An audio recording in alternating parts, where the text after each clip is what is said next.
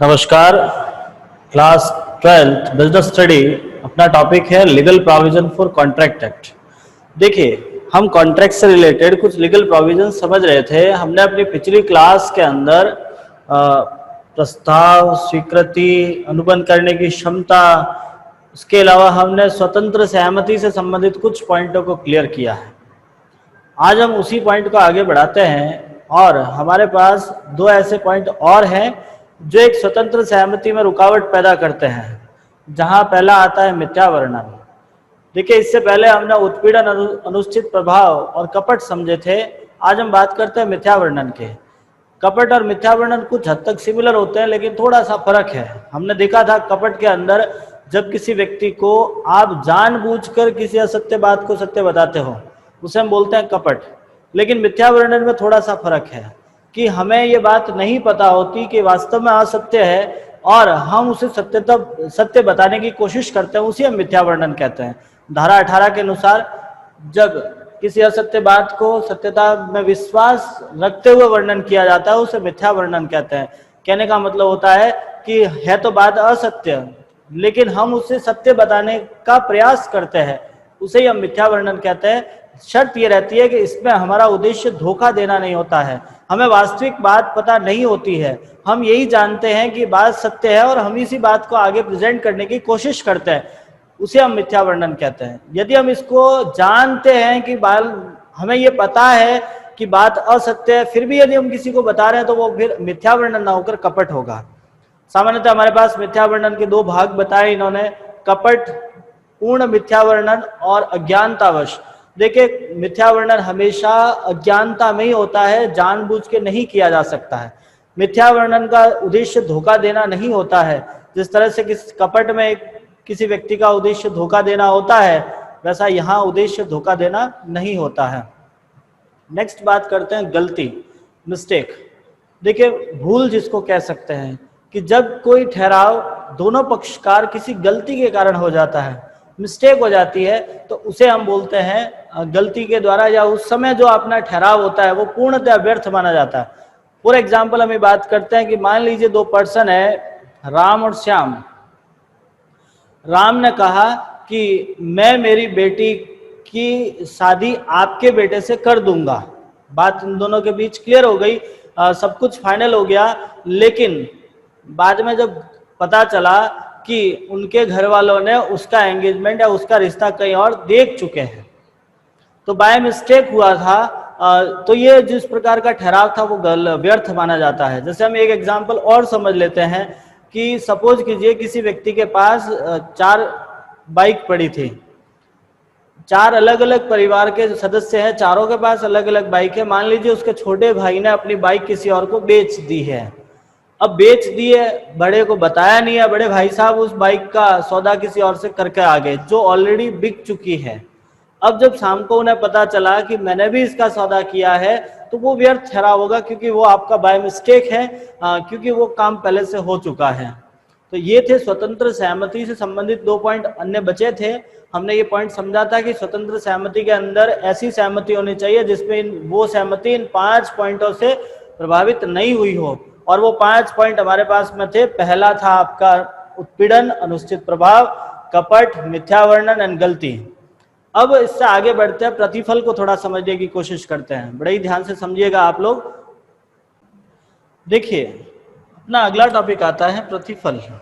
प्रतिफल का मतलब होता है कंसिडरेशन, कुछ के बदले कुछ। जब कोई हम ठहराव करते हैं तो उस ठहराव में एक वचन दिया जाता है, और उस वचन का जब तक प्रतिफल नहीं होगा, वो वचन आपका ठहराव में कन्वर्ट नहीं होता है।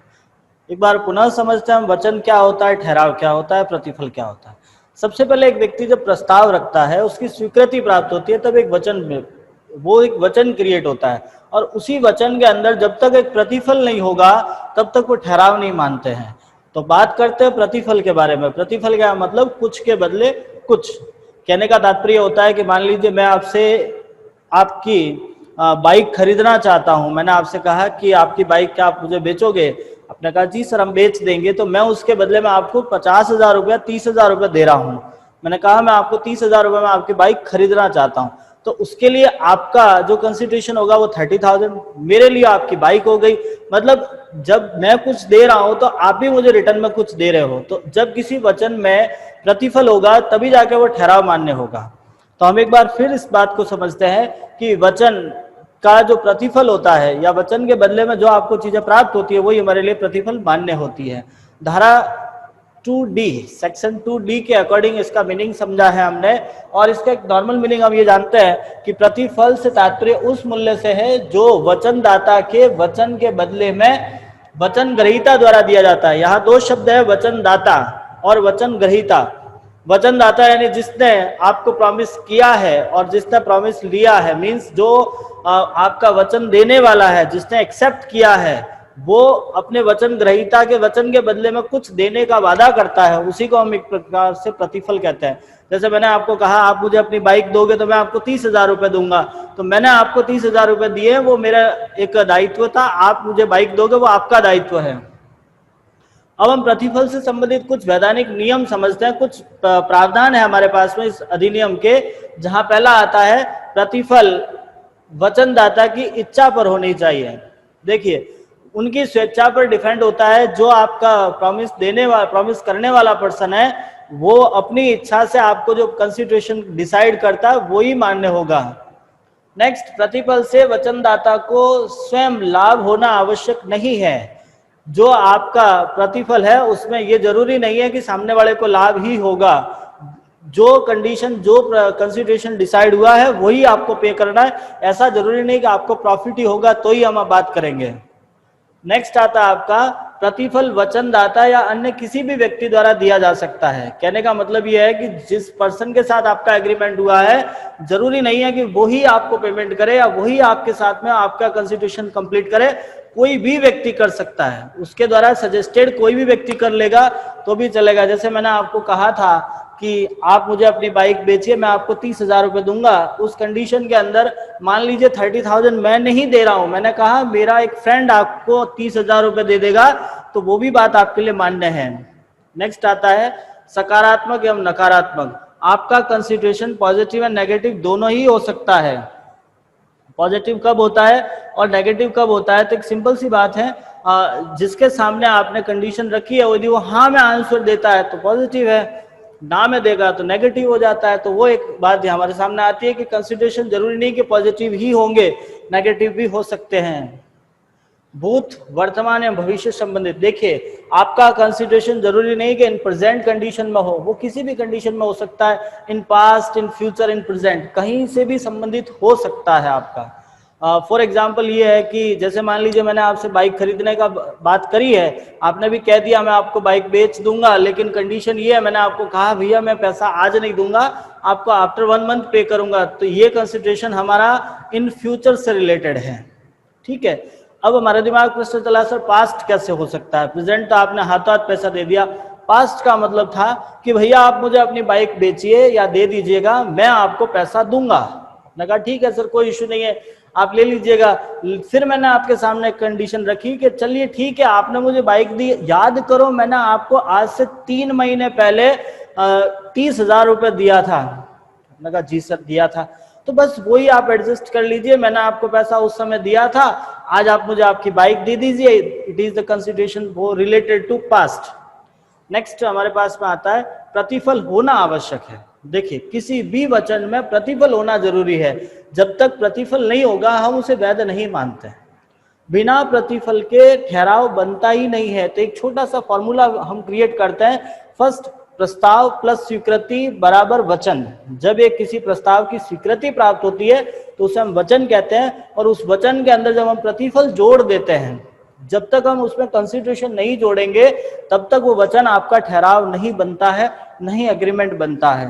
तो आपको एग्रीमेंट बनाने के लिए उसमें कंसिडरेशन होना जरूरी होता है। आप कोई भी काम करते हो, मैं आपसे एक कॉमन प्रश्न करता हूं, क्यों करते हो? बिना किसी कारण के कौन काम करेगा? आज आप मार्केट गए हो, क्यों जा रहे हो? कुछ सामान लेके आओगे ना कुछ तो लेके आओगे, जा रहे हो तो लेकर ही आओगे। कई बार ऐसी स्थिति होती है हम गए हैं लेके नहीं आए, तो क्या मतलब निकला जाने का? तो हम किसी व्यक्ति के साथ एग्रीमेंट करते हैं, कोई बात करते हैं, तो कुछ ना कुछ कंस्टिट्यूशन जरूर प्राप्त होता है, और बिना कंस्टिट्यूशन के एग्रीमेंट ही नहीं मान्य होता है। वास्तविक एवं मूल्यवान होना चाहिए। देखिए, आपका जो कंस्टिट्यूशन है वो रियल होना चाहिए, वैल्यूएबल होना चाहिए। वास्तविक एंड जैसे कहीं हम अस्पष्ट बता देते हैं, क्लियर नहीं है, वैल्यू लेस होते हैं, तो वो सारे कंस्टिट्यूशन मान्य नहीं होंगे। नेक्स्ट आता है वैध होना चाहिए। वैध यानी लीगल होना चाहिए। जो भी आपका कॉन्स्टिट्यूशन है वो लीगल होना चाहिए, जो हमारा कानून उसे मान्यता देता है, ऐसा कॉन्स्टिट्यूशन होना चाहिए। फॉर एग्जांपल का मतलब होता है कि आपको किसी ने कहा कि एक काम करो, आप वो बैंक लूट लो, मैं आपको 10 लाख रुपए दूंगा। तो कॉन्स्टिट्यूशन तो है, आपका काम करना बैंक लूटना और आपको पैसा मिलेगा, लेकिन वो वैध नहीं है, ये काम आप लीगल नहीं है ये काम करना। संभव ऐसा कॉन्स्टिट्यूशन होना चाहिए जो पॉसिबल होना चाहिए। अब ऐसा नहीं है कि कई लोग आपको, किसी ने आपको कहा कि आप मेरा ये काम कर लो, मैं आपको चांद पे प्लॉट दे दूंगा। पॉसिबल नहीं ना आज की स्थिति में। मैं आपको मंगल पे घर बना कर दे दूंगा, मैं आपको तारा ला के दे दूंगा, नहीं हो सकता ये काम। इम्पॉसिबल चीजें हैं, वो हम नहीं बता सकते हैं। ठीक है, नेक्स्ट, बिना प्रतिफल के ठहराव व्यर्थ होता है। ये बात फिक्स है, यदि किसी ठहराव में प्रतिफल नहीं है तो वो ठहराव व्यर्थ होगा। लेकिन धारा 25 के अंदर कुछ ऐसे पॉइंट है जहां बिना प्रतिफल के भी ठहराव को वैध माना गया है। वो पॉइंट कौन कौन से अभी हम देखते हैं। देखिए, धारा 25 के अंतर्गत ऐसे कुछ पॉइंट होते हैं जहां बिना प्रतिफल के भी अनुबंध ठहराव वैध माने जाते हैं।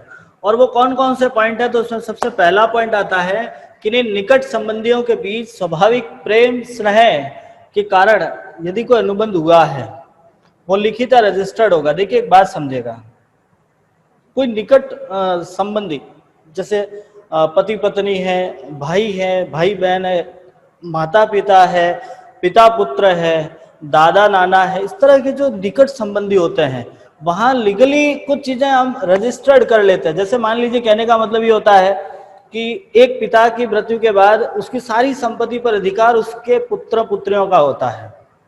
तो ये जो लिखित रजिस्टर्ड होता है, जैसे ही अपने पिता की मृत्यु हो गई, वो ऑटोमेटिकली उन बच्चों के नाम पे वो सारी संपत्ति हो जाती है। तो यहाँ बिना प्रतिफल के, मतलब अपने पिताजी को आपको पैसा नहीं देना है, किसी पर्सन को, अपने दादाजी को या अपने पिताजी को उस संपत्ति के बदले में पैसा नहीं दिया जाता है, कोई प्रतिफल नहीं होता, फिर भी वो अनुबंध वैध माना जाता है।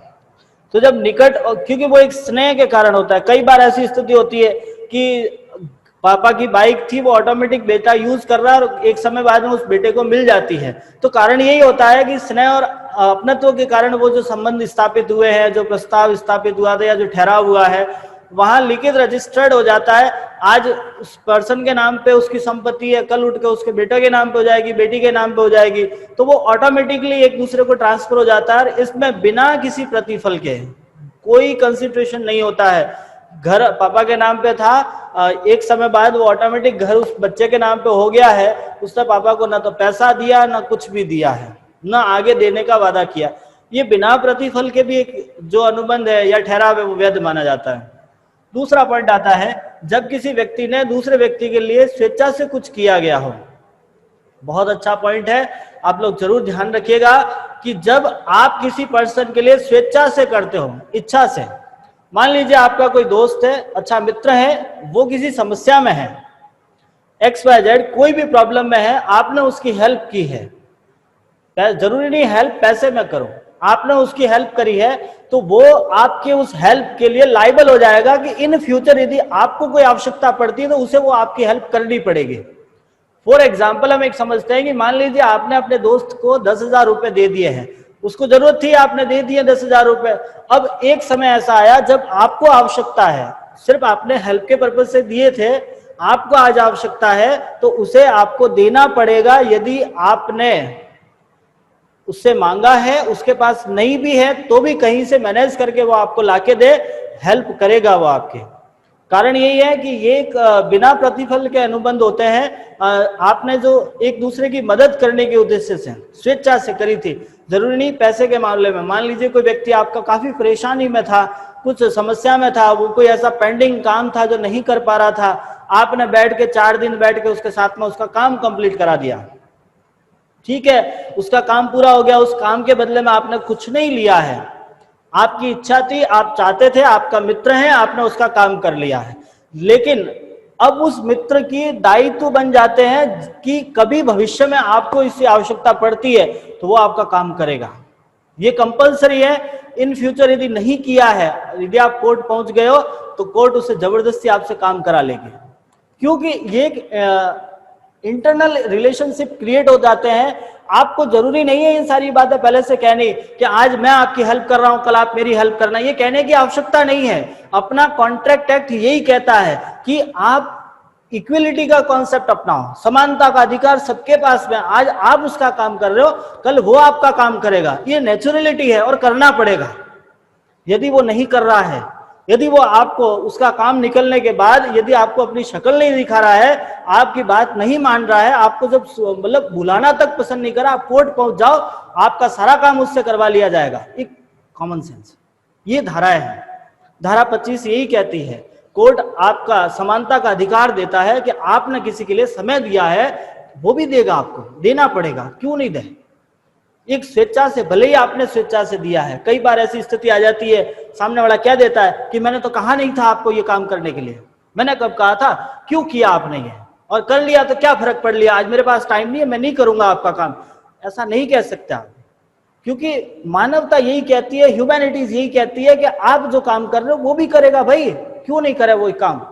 कोर्ट आपके सामने यही पॉइंट लेके आएगी, आपको कोर्ट में यही चीजें क्लियर करनी होती है कि जब मैंने आपको टाइम दिया है, मैं आपको समय दे रहा हूं, मैं आपका काम कर रहा हूं, जब आप प्रॉब्लम में थे तब मैं आपकी समस्या में साथ खड़ा था, आज क्यों नहीं आ रहे हो आप लोग। तो यही स्थिति रहती है। यहां आपको बिना किसी प्रतिफल के, जरूरी नहीं है कि आपको वहां प्रतिफल पहले से क्रिएट करना होगा, आपने स्वेच्छा से किसी व्यक्ति की हेल्प करी है, दूसरा व्यक्ति लायबल हो जाता है, बाध्य हो जाता है आपका काम करने के लिए। इसके लिए हमारे पास बिल्कुल ही प्रोविजन है, हम कोर्ट पहुंच सकते हैं, कोर्ट आपका फैसला आपके पक्ष में देगी और उस व्यक्ति को लायबल करेगी, उस व्यक्ति को बाध्य करेगी आपका काम कंप्लीट करने के लिए। नेक्स्ट, थर्ड पॉइंट, काल बाधित तत्वों के भुगतान के संबंध में। काल बाधित का मतलब होता है कि जब हम किसी भुगतान को आगे धकेल देते हैं, आज आपके पास पैसा नहीं है, आपने किसी व्यक्ति को कहा भैया मैं आपको 1 महीने बाद पेमेंट कर लूंगा, तो 1 महीने बाद आपको पेमेंट करना है बिना किसी प्रतिफल के।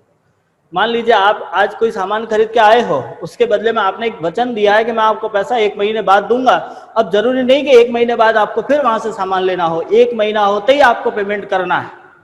उसे बोलता है काल बाधित, यानी समय को आपने आगे धकेला है, उस समय के बदले में आपको पैसा देना होगा। यदि सामने वाला यदि आपसे ब्याज मांगता है, इस बात का आप हमेशा ध्यान रखिएगा कि आज आपने कहा मैं आपको ये पेमेंट 2 महीने बाद करता हूं, सामने वाले ने 2 महीने बाद उस 2 महीने का पैसे के साथ में ब्याज मांगा है तो देना पड़ेगा, उस ब्याज को देना पड़ेगा।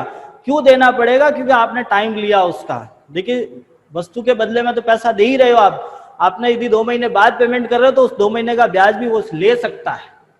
और यदि आप उस ब्याज को देने के लिए मना करते हो और सामने वाला व्यक्ति कोर्ट पहुंच जाता है तो कोर्ट आप उसके फेवर में फैसला देगी, क्योंकि आपने एक्स्ट्रा टाइम लिया उसका, उस प्रतिफल के बदले में आपने टाइम लिया। तो जो वो ब्याज के लिए आपसे अग्रीमेंट कर रहा है, ब्याज के लिए आपसे मांग रहा है, तो उसके लिए कोई प्रतिफल होना आवश्यक नहीं होता है। नेक्स्ट, निशुल्क निक्षेप। फिर हम बात करते हैं निक्षेप के बारे में। निक्षेप को हमने अपनी पिछली क्लास में समझाया था कि जब कोई व्यक्ति अपनी वस्तु किसी दूसरे व्यक्ति के पास रख कर जाता है, मैंने आपको उसमें मेरे एक एग्जाम्पल भी दिया था कि मान लीजिए मैं कहीं जाना चाहता हूं, बाय ट्रेन जाना चाहता हूं और मेरा ट्रेन मतलब मेरा घर रेलवे स्टेशन से थोड़ा सा दूर है और आपका घर रेलवे स्टेशन के पास है। मैंने अपनी बाइक आपके घर रखी कि भैया मेरी बाइक आपके पास रखना, 10 दिन बाद मैं यहाँ से लेके जाऊंगा, मैं किसी कारण से बाहर जा रहा हूँ, 10 दिन तक बाइक आपके पास पड़ी रहेगी। आपने कहा सर कोई बात नहीं सर, रख लो आप साइड में, कोई इश्यू नहीं है, आप आओ तब ले जाना, मुझे कोई आपत्ति नहीं है। मैंने कहा ठीक है सर। अब 10 दिन तक आपने मेरी बाइक रखी, मैं वापस आया, 10 दिन बाद में आपको बिना किसी प्रतिफल के वो देना पड़ेगा। वो जो हमने एग्रीमेंट किया था, मेरी बाइक आपके पास रखी थी, मैंने सिर्फ मेरी बाइक रखी थी, आपने मुझे कुछ भी नहीं दिया था। इसका मतलब इस एग्रीमेंट में प्रतिफल तो था नहीं, क्योंकि प्रतिफल तो दोनों साइड से आता है। मैंने बाइक रखी, आपने मुझे कुछ दिया होता तो वो एक प्रतिफल सहित होता, लेकिन यहाँ तो सिर्फ मैं ही बाइक रख के गया हूँ, सामने से तो कुछ आया नहीं है। उस कंडीशन में हमारे पास ये बिना प्रतिफल का ठहराव था, लेकिन फिर भी वैध है। वैध का मतलब ये वैलिड है, ऐसा नहीं कि मैं 10 दिन बाद आकर आप कह दो कौन हो, कब दी थी, नहीं। ये एग्रीमेंट एक वैलिड एग्रीमेंट माना जाता है। मैंने आपको अपनी बाइक रखी है, 10 दिन बाद मुझे वो बाइक उसी स्थिति में प्राप्त होगी। यदि किसी प्रकार का नुकसान हो जाता है तो वो सामने वाला पर्सन भरेगा, क्योंकि मैं उसको देकर गया, उसकी जिम्मेदारी है उसका ध्यान रखने का। ठीक है, तो निःशुल्क निक्षेप को भी एक प्रकार से हमने बिना प्रतिफल का वैध ठहराव माना है, वैध अनुबंध माना है।